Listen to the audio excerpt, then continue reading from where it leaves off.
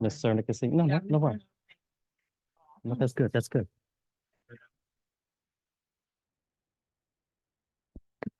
Can you hear us now? Can you hear us? Okay, good. Okay, good. All right, go ahead and start over. Okay. Can you reset the timer, please? Thank you.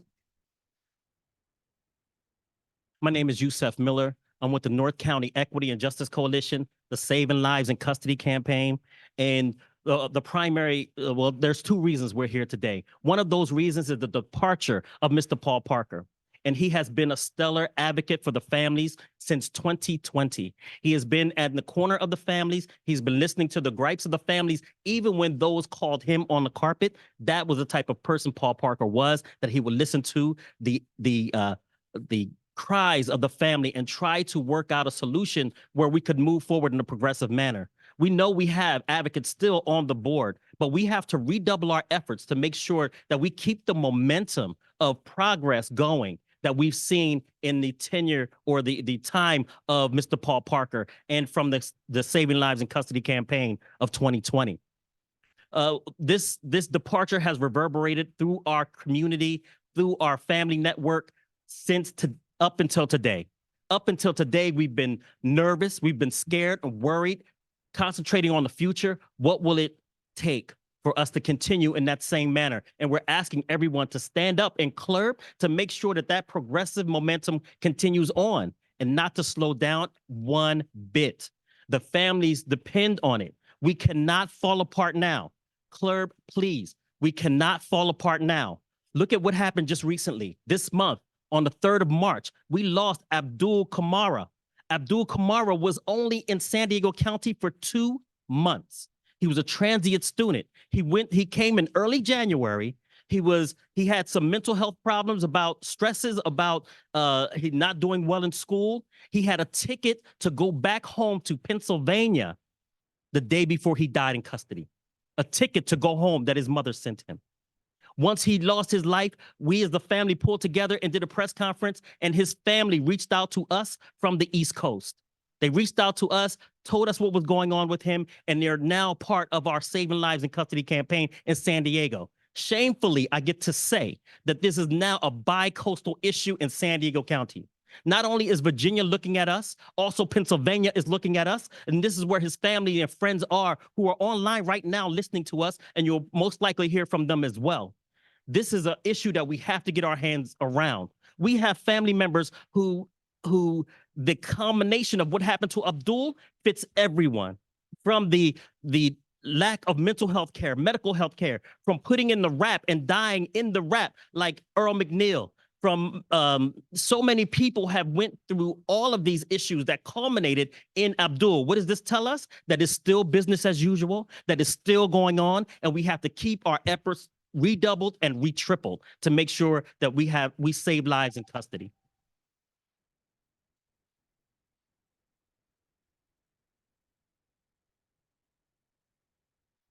Thank you. Next, we have Sandy Woodall.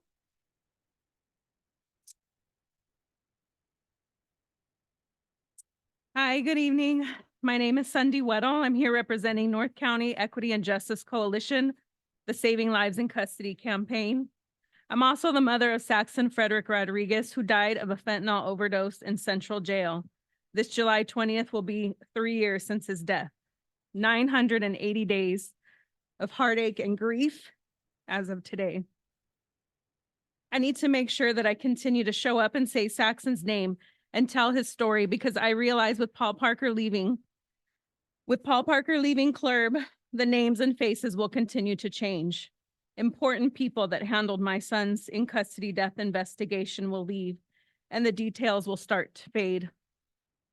Saxon's case file will start to move to the bottom of the stack, and other in custody death cases will pile on top of it. So you'll continue to be subjected to myself and my daughter Sabrina, my sons, my grandchildren, and someday my great-grandchildren. We will continue to say Saxon's name and tell his story, because I refuse to let my son's memory fade away. He was much too important to us. With that being said, I'm sorry to hear Paul Parker leaving CLERB. I hope the best for him, and I am so thankful for all his help that he gave to me and Sabrina during the investigation of Saxon's in custody death. And in the meantime, I will continue to watch the clock tick down to July 1st for SB 519 to take effect so that I can legally obtain all the reports and investigations that I need and want regarding Saxon's in custody death. And I pray Kelly Martinez doesn't somehow find a way to fuck that up for me. Ironically, June 1st will be Saxon's 25th birthday, and I think it perfect timing to be able to have the documents I need for some peace and closure, because I am so very tired at this point. And I'll continue to keep saying it until it's done, to please keep asking Kelly Martinez to scan all staff and personnel who enter and work in the jails. I don't believe the open data website regarding suspected drug overdoses and Narcan deploys is accurate. After the last CLERB meeting in February, the numbers were updated, but they are off. We have inside information from inmates that there have been more overdoses than what's being reported. So we are asking that there be an audit done on the numbers that are being reported. And lastly, to my son, Saxon Frederick, may you rest in heavenly peace. Thank you.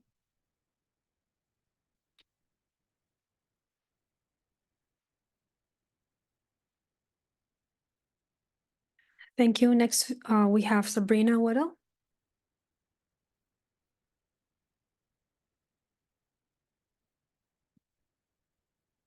Hello and good evening. My name is Sabrina Weddle, Saxon Rodriguez's older sister. Saxon Rodriguez died July 20th, 2021, one day before his scheduled court date.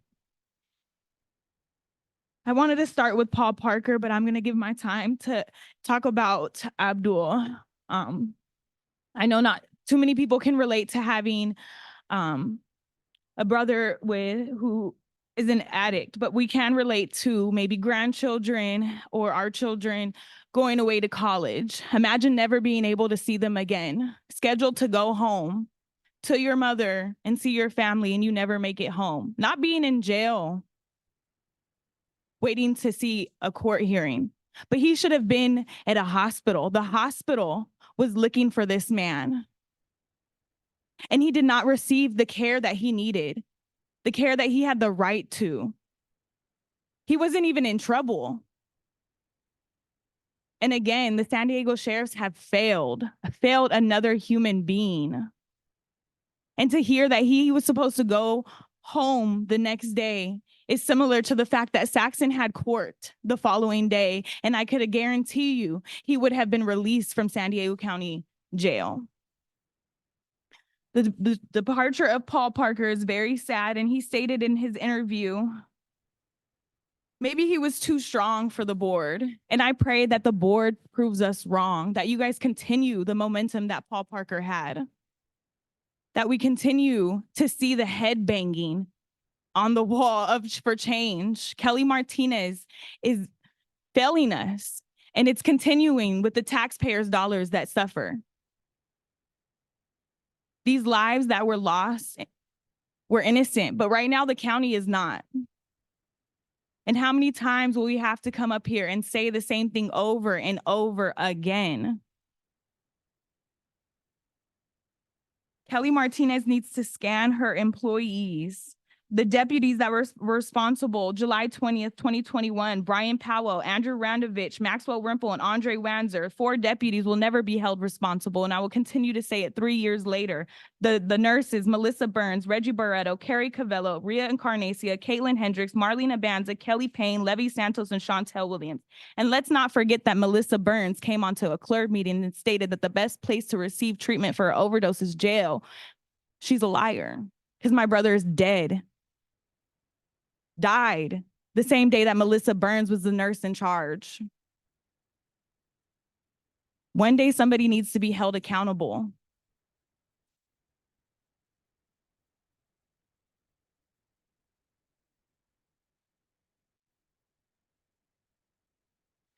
Thank you. Next, we have David Settles.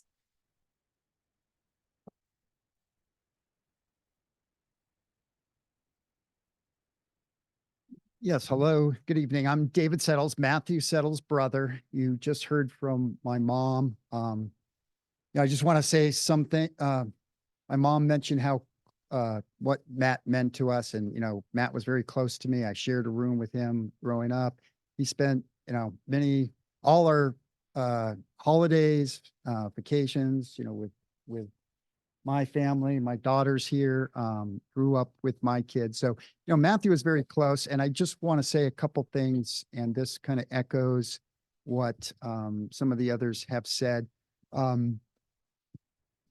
It's what Matthew went through. He didn't get the treatment he deserved. He going to jail was a death sentence. He should have been treated, and he was being treated in the mental county health system, but he was not treated in jail, and there was no transparency. We don't know what happened to him. And so first off, that is why we need a strong CLERB. We need to hold hold the sheriff's department, people in jail, to accountability, that it's not a death sentence for them going into jail. And it is sad that Paul Parker, he was a champion for us. So it is very sad that he's leaving, and I do hope that the CLERB can continue to be strong and call for those reforms. Those can only help for transparency and accountability. It's what citizens are looking for. So our loved ones, all of our loved ones, are in that situation. They're not going to end up, dead.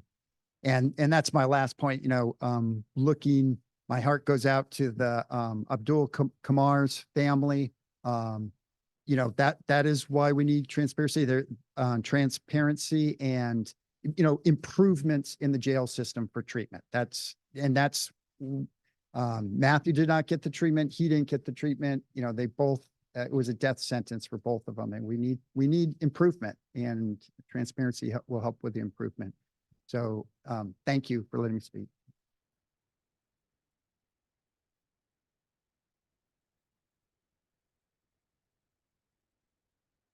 Thank you. Next, we will go with Diana Serna. Sorry, I just bit into my my cough drop.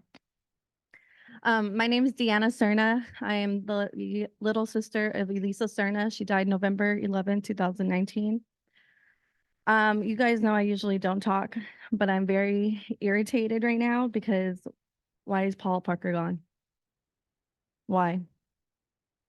I feel like he was the backbone for CLERB. He was the one that's pushing for change.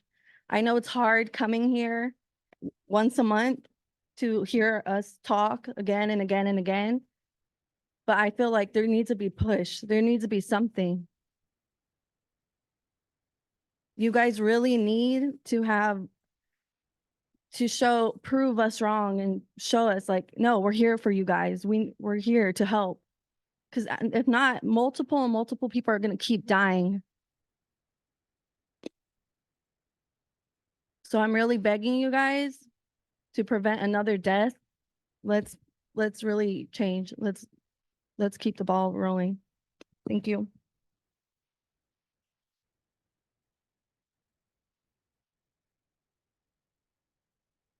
Thank you. Next, we will go with Grace June.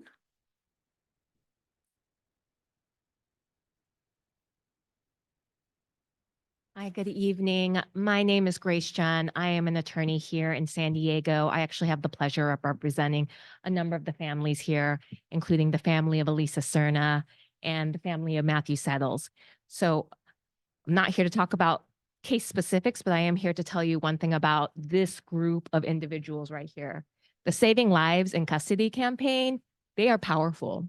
The reason there was a state auditor report is because they mobilized and they pressured state legislatures to request the audit. The reason why Tony Atkins and Dr. Weber passed their respective bills, such as SB 519, is because these family members mobilized and lobbied and placed pressure on members in the state legislature. So I hope that there is a recognition that this movement, though it may be slow, is powerful. And these family members who show up every month, they are persistent. One thing that can be done to assist them is if you feel you're like not the right person, you may say, well, we don't have jurisdiction over medical staff, is to inform these stakeholders and these citizens who does, and to share information with them about when the Board of Supervisors is going to have a meeting on CLERB's recommendation and proposal to increase its jurisdiction over medical staff.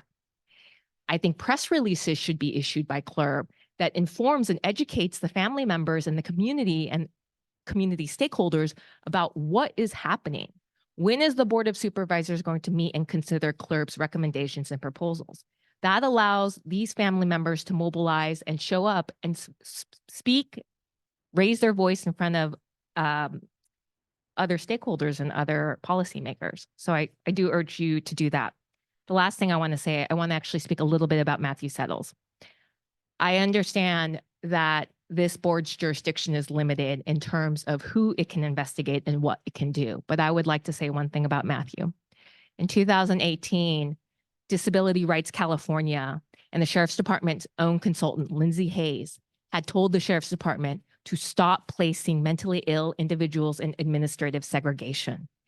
Placing mentally ill individuals in ADSEG dramatically increases the chance of suicide. That is in Lindsay Hayes' own report on, he was the consultant hired by the county, and that's available on the Sheriff's Department's website. That was in 2018.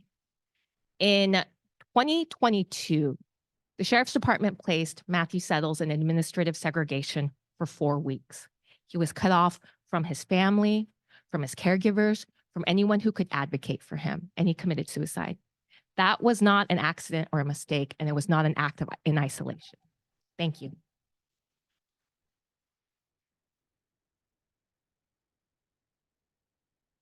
Thank you. Next, we will go with Cheryl Kansen.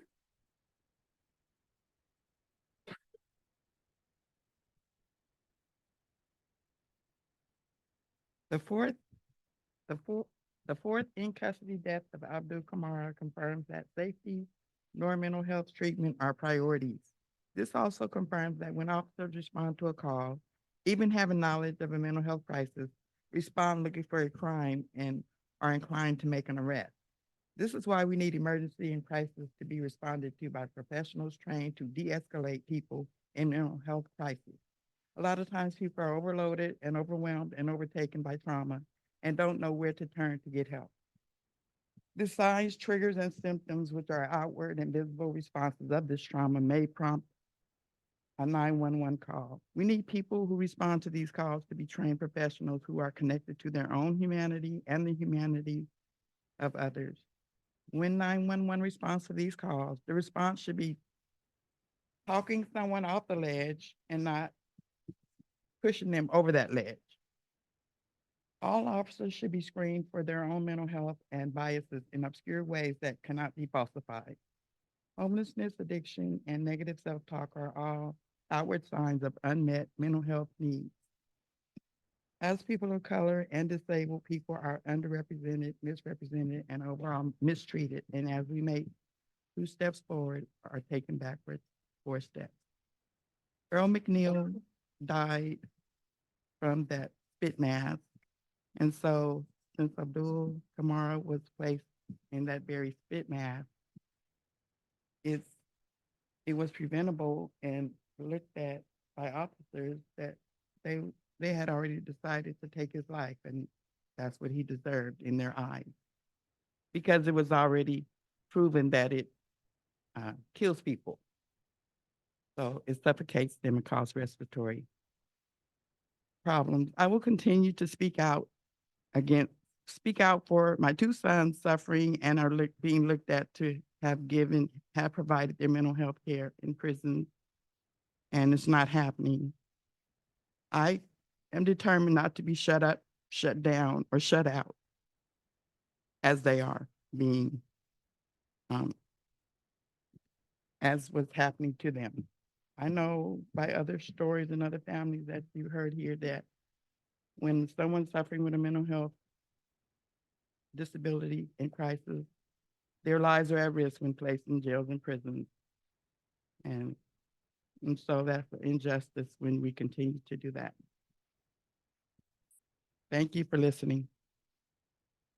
I'm with the Saving Lives in Custody campaign. Thank you. Also, treat me, don't mistreat me, and Moms Against Torture. Thank you.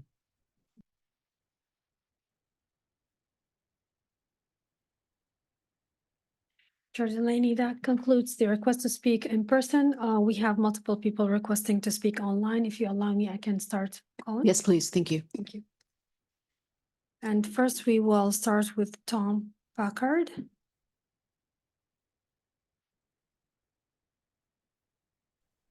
Yes, can you hear me? Yes, we can hear you fine. My name's Tom Packard. I'm a member of Showing Up for Racial Justice North County. First, thank you all for your extensive work for CLERB. I can't imagine how many hours are required to review all the backing materials and prepare for meetings, and then spend hours in closed session beyond your regular meeting. Nevertheless, with the resignation of Paul Parker, I believe you and those of us in the community will need to work even harder to get the sheriff's department to increase transparency and accountability and truly change policies and practices to prevent unnecessary deaths in the jails and the field, which will improve services and decrease costs of lawsuit. This won't necessarily take more hours of your time, but will require increasing your assertiveness and persistence. You can show appreciation for Mr. Parker and his work by assertively pushing toward full implementation of his recommendations and your recommendations under review, which so far have been met with resistance and delay. Get the Board of Supervisors to grant you auditing authority and full access to internal department records, including documents and videos. Ensure that staff have full access to interview deputies and visit facilities. As you know, the National Association for Civilian Oversight of Law Enforcement believes these conditions to be essential. Finally, get full oversight authority over all civilian staff in the jails. Tell the sheriff that you don't want to take any more time listening to platitudes about alleged progress, and that you insist on results in terms of positive changes. Get all these things done and let us and the community know how we can help. To enhance your credibility in the community, allow extensive direct community involvement in recruiting and selecting Mr. Parker's replacement. Finding someone who can even approach his relevant and excellent skills, experiences, and leadership will be a challenging task. Thanks for your attention.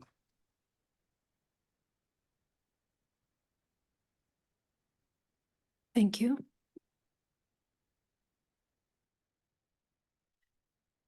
Next, we will call Karen Remus.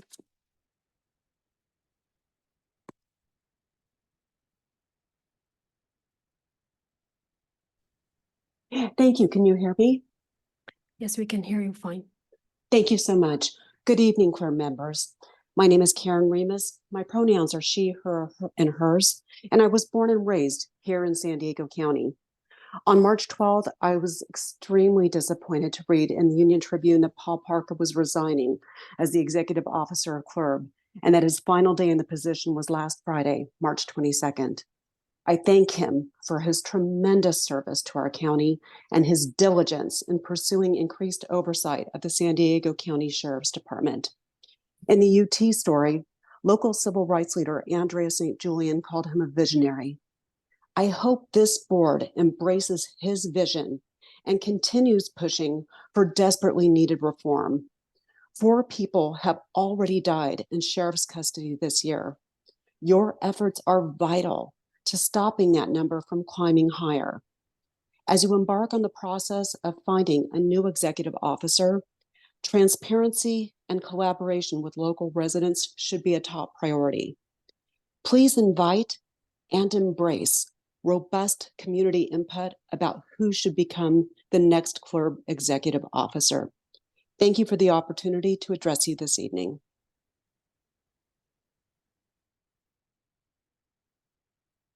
Thank you. Next, we will call Robin Sales.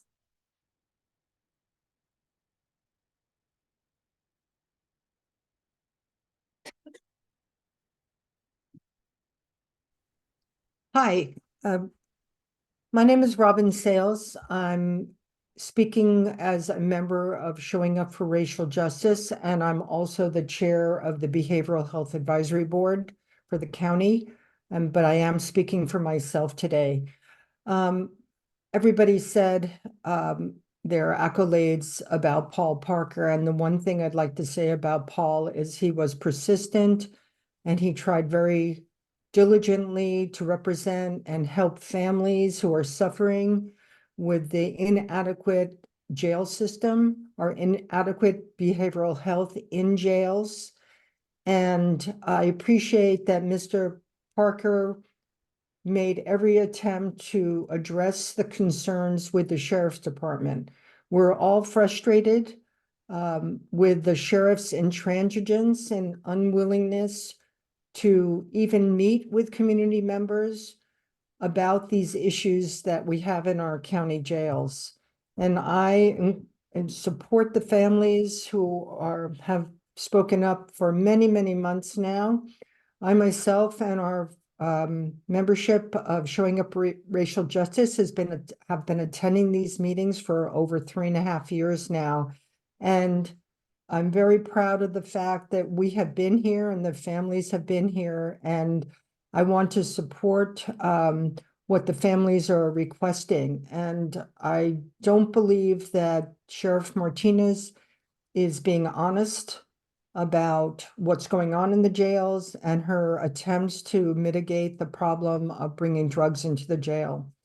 So I'm asking CLERB to make sure in their selection of a new executive officer to have somebody who is strong and capable and willing to stand up to the county on these issues. Thank you.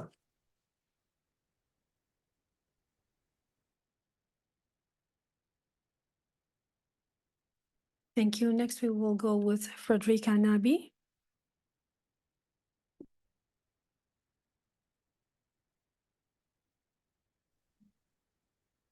Hello, my name is Frederica Nabi. I'm Abdul's mom.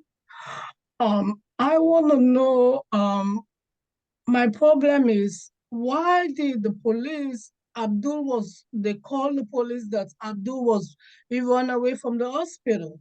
When the police get there, the same description that they had about whoever ran away from the hospital is the same person that they found at the gas station. Why did the police not took Abdul back to the hospital instead of trying to take him back to prison, and they handcuff him and tase him and kill my son? I want to know why they killed my son, Abdul Kamal. The police killed my son. So I want to know why they killed my son, because they should have took him back to the hospital because he ran away from the hospital. Abdul was supposed to come back home on Monday. He bought a ticket to come back home on Monday. He was supposed to get here on Wednesday by Greyhound bus. This happened. I talked to him on Friday. Then they killed my son on Saturday. So I want to know what happened. Why did the police not took my son back to the hospital instead of trying to take him back to prison? They handcuffed him, they tased him, he passed out, called an ambulance. By the time the ambulance took him back to the hospital, in 2 hours, they pronounced him dead. So the police killed Abdul. I want to know why. Thank you.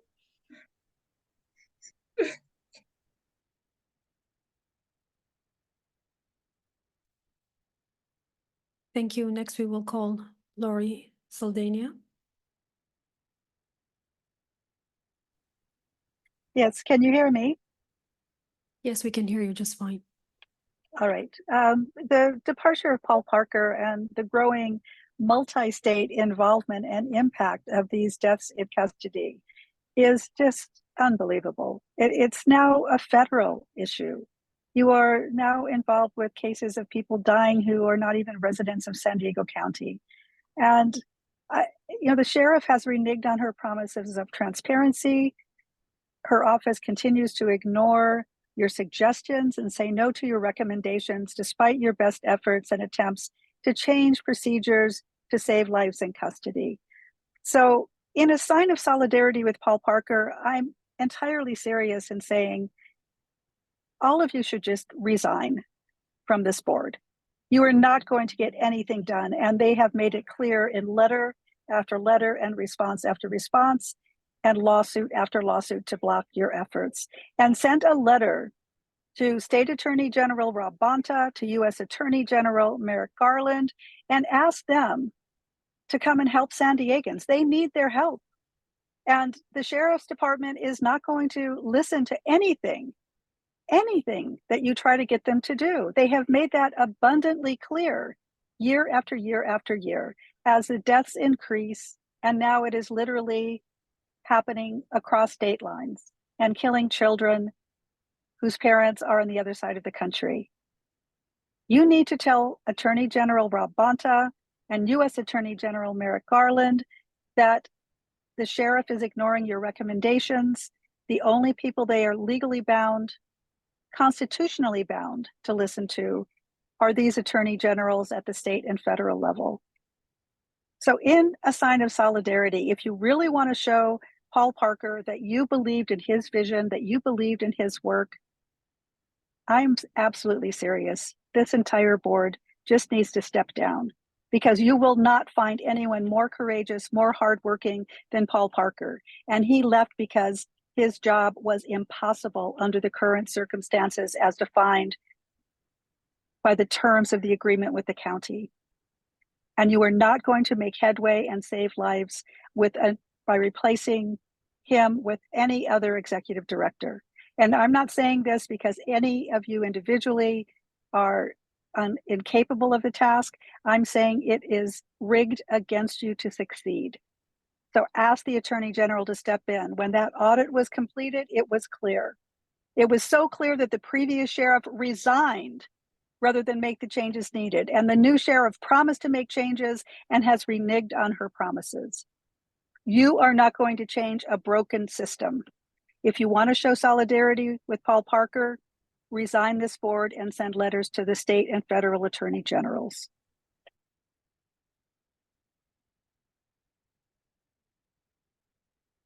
Thank you. Next, we will go with a caller with the name of RJCSD.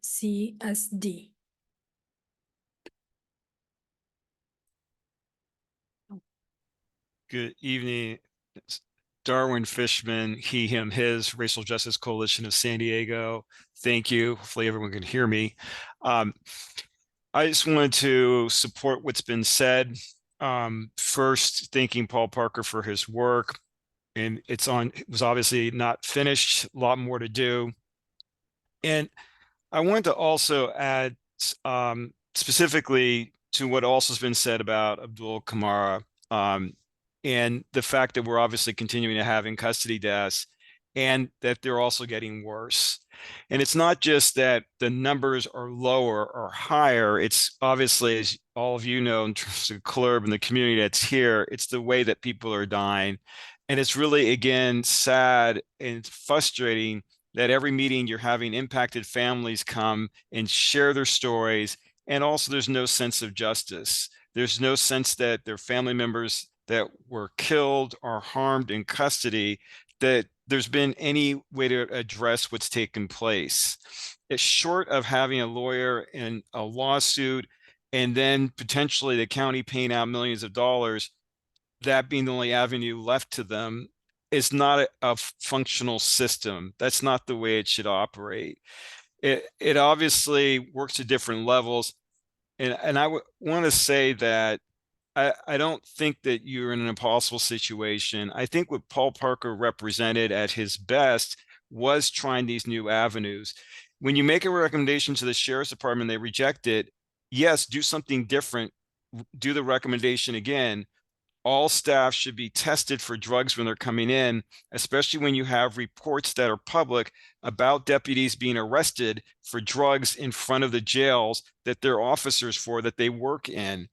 I think you can go further. People have mentioned the supervisors. You can go and testify to the supervisors. People have talked about state government. You can go to Sacramento like Paul Parker did. It's not just your executive director that's responsible for it. The truth is all of you members of CLERB have that available to you. If anything, his greatest failing for Paul Parker was not having more CLERB members supporting his work and being actively involved like him.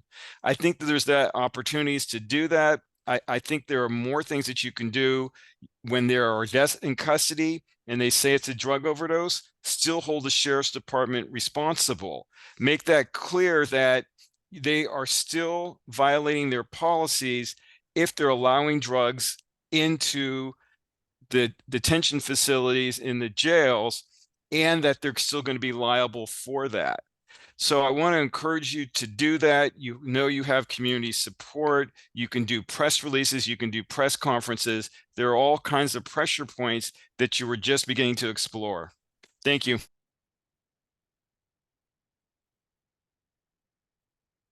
Thank you. Next, we will go with Paloma Serna. Hello. Thank you, board members, for letting me speak tonight. My name is Paloma Serna. I am the mother of Elisa Serna, who died by the hands of the San Diego County Sheriff. I am part of the Saving Lives in Custody and part of the North County Equity and Justice Coalition. I want to first send my condolence to Abdul Kamara's family. It's heart wrenching to hear as Abdul's mother crying, just to hear her, you know, I understand her pain. It's a shame that Abdul had to die and die the way he did. When the sheriff and the San Diego police came in contact with him, they knew who he was. They knew that he had left the hospital. And I do not understand why they did not send him back to get treated. And the San Diego sheriff has a history of making up charges so they could put them behind bars. And we know that, you know, that would lead to death. You know, and I hope that we would get, information, the truth about his death. Also too, the UT, the sheriff department, they were able to release the name of the police and the deputies who were in contact with Abdul. The San Diego sheriff needs to do that with every death. And also too, Paul Parker, it's very saddening to know that he left. And I understand his frustration. The same way how he stated in the UT that he felt like he was banging his head against a wall. We bang our heads against the wall too. We demand transparency. We demand answer. We demand change. We need to stop the killings in the jails. They're not natural death. These people, our loved ones, are dying by the hands of the San Diego sheriff. Kelly Martinez, we are still waiting for her to attend a CLERB. She still has not reached out to us. Sabrina Weddle and myself been at the San Diego Sheriff headquarters, just us two, and she has not even came out. She says that, oh, the group is too large. Well, there we are, and she refused to meet us still. The board needs to continue to change.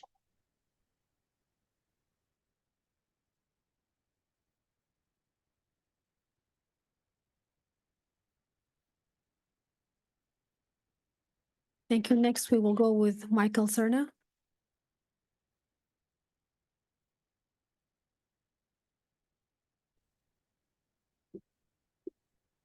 Yes. Yes, I would like to just say tonight that my name is Michael Serna. My daughter Elisa Serna died November 11th, 2019 at the hands of San Diego County Sheriffs and its medical staff in the Las Colinas County Jail. It is horrible to know that Paul Parker has left, When my wife had told me and I read the articles, my heart, I felt my gut wrench. I literally felt horrible. I have to say, in the beginning, when I first met Paul Parker and I met Chairwoman Delaney and everything, I was very skeptical about the board. But little by little, Paul Parker proved me wrong. To see him fight, to see him stand up, to see him go to Sacramento meant a lot to me. And I have to say that my suspicion was unwarranted. He stood up time and time again for the families, and I thank him for that. But this board must fight continually.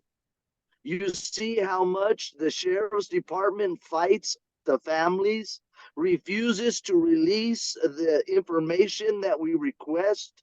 They refuse to release information until statute of limitations are up. Over and over, we see them fight us all the way to the Supreme Court. Does this not tell you that they're guilty? That they're hiding things that you must fight over and over and over again? Does this not show that Kelly Martinez and all of those who are under her are continuing on with business as usual? This young man's death recently, it was horrible because it was something that could have been avoided over and over and over again. You've heard these stories tonight about situations that could have been avoided. Omar Moreno Arroyo should have been taken to a hospital and he was taken to jail. It's a similar situation. It happens over and over and over again. Will you not stand on the side of right, or will you continue to say nothing? I ask this board to continue on in the spirit of Paul Parker. Thank you very much for listening to me tonight. Thank you.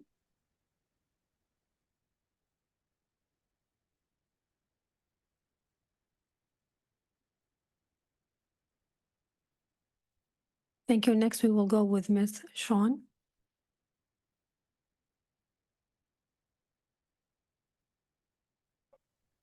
Hello? Can you hear me? Yes, we can hear you. Yes, my name is Sean Mills. I'm the sister of Kevin Mills, who was mentally ill and lost his life November the 11th, 2020, due to neglect. I'm kind of shaken because I heard Abdul's mother cry, and that's the same cry that I heard my mother when they called her and said her son was dead. My dad talked to Paul Parker and he listened to the families. And it really bothers him because he started this fight with saving lives in custody. But he got ill trying to fight, trying to learn what happened to his son, my brother. So he became ill. And every time he talks about it, it's not good. For one, they had Kevin's wrong birthday. Kevin had spent time in prison before. And when he went to court, the judge, it's on the paper that Kevin should have been sent to Patton. Why wasn't he sent? He went to court in August. He died in November. What happened? Why didn't he get the care? Martinez, what is she going to do? She was there, working there when my brother died. So what's she going to change? And then she said she's going to be transparency to us, the family. She seemed like she don't care. And then she's saying she don't understand why Paul resigned. Because you're not listening to him. He's trying to tell you there's a change that's needed. But you don't see that. How can one man fight for us as families trying to find our loved ones? Why did they die? Why did they didn't get the care for mental illness? Why are the drugs getting in prisons? Because you're not going to check your deputies? You're not going to sit there and have somebody come into jail that know about mental illness, dementia, Alzheimer's. What's the problem? You can't get nobody in there to help? And if somebody's mentally ill, you should send them to prison. There's CMH, there's Paradise Valley Hospital, there's so many places you can take somebody that's mentally ill. But you guys got these Robocops that they gonna do what they want to do. And there's Robocops because one day we called PERS, they didn't come. But they sent these 2 cops after my brother because we needed help. We're desperately because he's in mental crisis. But you guys send these Robocops. And if it wasn't for my brother, his younger brother.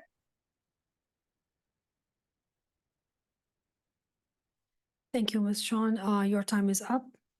Next, we will have David Diaz.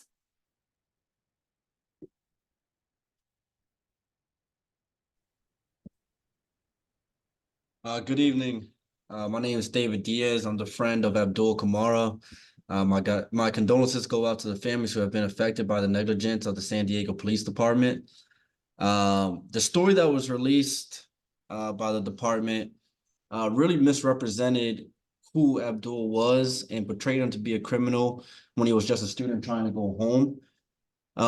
They treated him as a threat. And like I heard earlier today, the officers who were called onto the scene decided to treat him or decided that they were going to kill him as the constraint is proven to kill. My friend, he was just trying to go home, and what was happening when the police were called on the scene, it's just heartbreaking to hear that other families have dealt with this, as this is the first time that I'm ever dealing with this, and I'm sad that I'm unable to be there in person, as I live in Pennsylvania, and I'm trying to do all that I can from the East Coast. And I want to thank Yusef Miller for inviting me to have this platform and to partake in this. But the information that is being released is really misrepresenting my friend, and there needs to be a lot more transparency as to what's actually been taking place and what's happening, and the body cam footage, the articles, everything that really needs to be released, because I hate what I'm seeing on the news. They're treating him as if he was a criminal when he was a college student trying to go home. Thank you.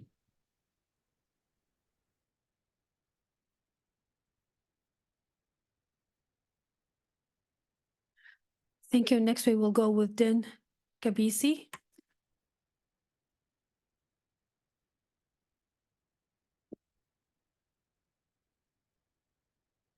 I'm sorry there.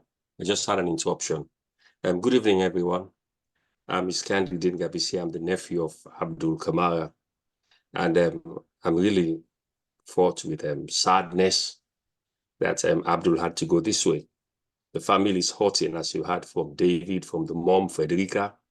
And I'm glad all the members all the attendees of this meeting have forgive me, I'm kind of all over the place because I'm really mentally disturbed by this thing. But everybody is in sympathy with what happened. What I want to say is it's a senseless loss, plain and simple. And I stand by the mom. We need answers. That's the basic and the least thing we can expect from law enforcement when they're supposed to serve and protect us, all of us, including Abdul Kamara. Please, let's get to the bottom of this. That's the least the family is asking for, and I support whatever move you're doing. And we hope that this finally gets to the bottom. We get to the bottom of this, and also the outgoing chairman. Wish you good luck, and I hope the committee stays strong to get us the answers we're looking for. You're stronger than the people who did this. Let's don't descend to the level they went down to. Thank you.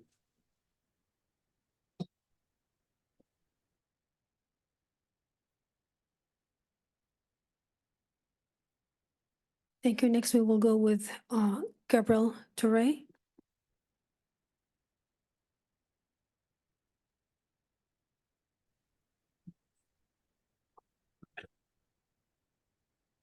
Good evening, everybody. First of all, I want to thank the entire board members that here. I am the stepdad of Abdul Kamara. And of course, it's really painful when we hear the story of our son. I drove my son on the day to DC for him to be educated. All of a sudden, there is a call that our son passed away. It is really painful. We are grieved right now. But all we want is that we really want the policy of the Santiago County to be changed. There's a lot of policy we are asking for in the Santiago County to be changed, because we expect the police department to save life and property, to protect life and property, but not to take life. And of course, the description that they gave to the police department, that's the same description the police found by the gas station. I think all the police should have to do is that, to take our son back to the hospital instead of taking our son to jail. They torture him with a taser and he passed away. And they don't call us the day our son passed away on Saturday. They call us on Tuesday. We don't know exactly what they was hiding. And we are calling for all the footage. We really want the police department to publish out all the footage, because we know that each of the police officers, they have a video camera on them. So whatever incident that occur, they should have everything as an evidence to produce outside for citizens to see exactly what's happening on that day. So we are asking for justice. We really want justice. We really want the board, please, please. We really want the board to look into this matter of our son, because we are in grief and sorrow. We are expecting our son to come home. All of a sudden, we are expecting our son to come on life for us to be happy. All of a sudden, we receive our son in corpse. It is really painful and sad for the loss of our son. We are in pain and sorrow. So as a stepdad of Abdulaziz Kamara, we are still asking. Thank you. Thank you. Thank you.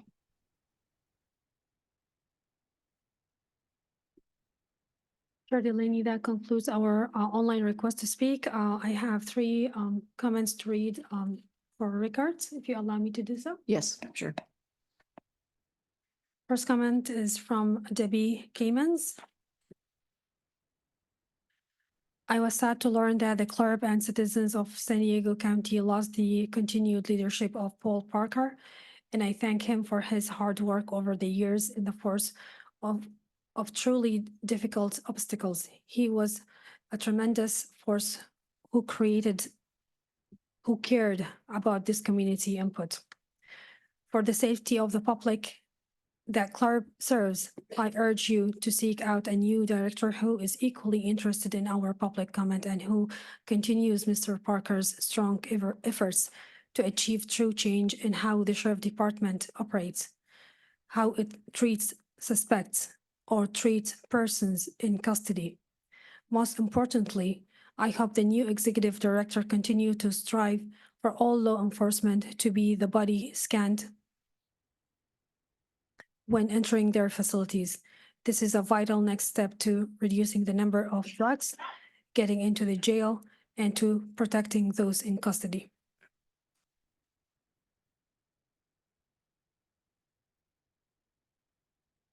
Next comment is from Pat Warner.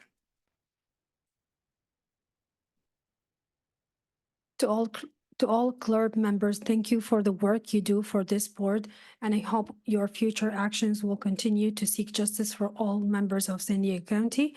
I was very disappointed to hear of Paul Parker's resignation, since he devoted so much of his energy to advocating for improvements in treatment of incarcerated during his term. I hope you will seek to continue that trend as you consider his replacement. The Sheriff Department still has many substantive changes to make to provide equitable treatment for all. I have two chief areas of concern. One is the presence of illicit drugs in the jail. All attempts should be made to screen all individuals entering any facility, including SORN personnel, since there has been sufficient evidence of entering through a variety of methods and people.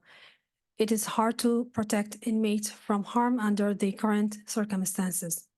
The second area is related in that non-SORN personnel, specifically healthcare providers, are not under the purview of the CLERB. Recent cases of suboptimal care show that more oversight is needed in this area. As a 30-plus year resident of San Diego County, I'm concerned about the many ways that the Sheriff Department does not seem to take the health and well-being of the people in its care seriously. I hope they will be better and that you can provide the will and direction to support that.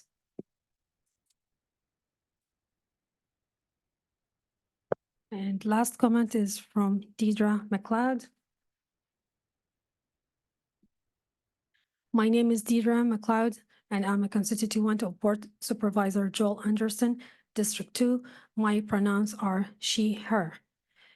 It is no secret that CLERB has been in the news a lot recently, but a funny thing about many of those articles is they are combined by photographs from years ago. You wouldn't realize that unless you read the caption, because what you see in those photos from 2019 is the same thing you see tonight. Members of the community begging you to hold the Sheriff Department accountable, begging you for change. You have had repeated opportunities to do so, all now delayed. I have seen San Diegans for Justice provide you a plan for progress that you whittled away at for months with no action. I have seen staff ask you to support a state law that would significantly improve law enforcement oversight, and you dithered over decision for so long that a gutted version of the legislation passed and the point became moot. Issue after issue comes before this board, and your response is to ask for more information about this, that, or the other things with no results. Now the resignation of EO Executive Officer Paul Parker puts you at the crossroad. Will you continue to be unwilling to move beyond the stale status quo? Will you instead turn this board back into a rubber stamp for the department version of event, or you will finally become what the people of San Diego need you to do? Leaders holding law enforcement to account and advocates of transformation and justice. This board is great at listening. You have been listening to anguished family members and concerned citizens at every meeting for years now. The photographs prove it, but what you are not great at is doing. And that's what the people of San Diego need from you going forward.